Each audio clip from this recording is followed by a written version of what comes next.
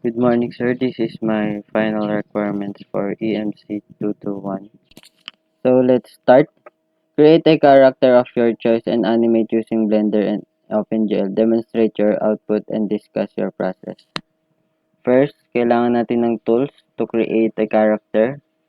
Number 1, Sketchpad, Maximus, and Blender. First is Sketchpad. On Sketchpad, user can browse a vast collection of 3D across the various categories such as animal, architecture, arts, car, character, and more.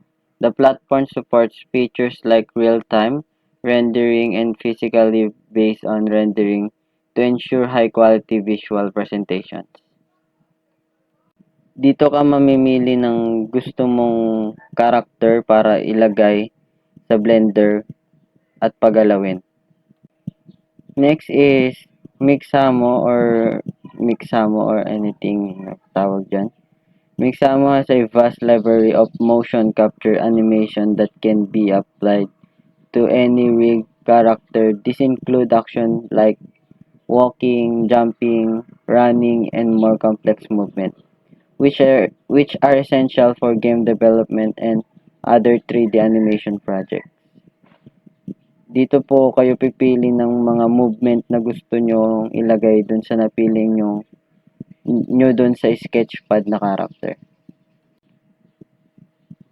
For the last one is Blender. Blender is a free and open source 3D creation site that supports the entire 3D pipeline, including modeling, rigging, animation, simulation, rendering, composting, and motion tracking.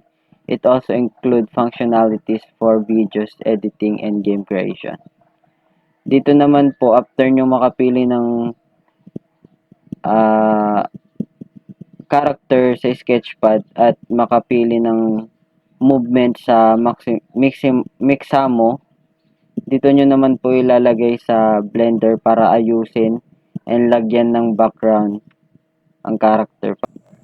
So, may video ako dito, sir, para ipakita kung paano ko siya ginawa. First is Sketchpad. Ito po, makikita nyo po dito na may mga character na pagpipilian. Maraming 3D character na pagpipilian.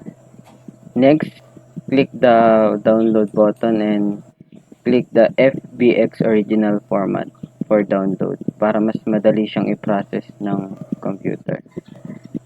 And next is Mixamo. Dito tayo pipili ng one. Katulad na sinabi ko kanina, motion ng galaw niya.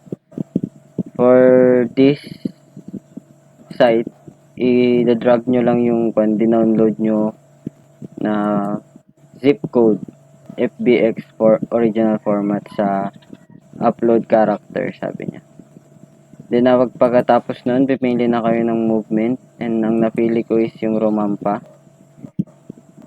After nyo ma-drag yung file dun sa upload character, may magpapakita ng ganito. Ito po yung tinatawag na rigid natin. Dito po yung setup nyo para magaan nyo ng maayos yung movement.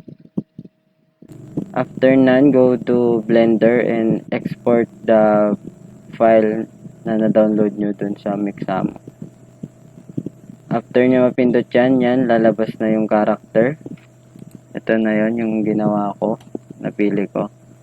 Then, pag plinay mo siya, doon na rin yung movement na napili mo. Yan. And that's all my final requirements, sir. Thank you po.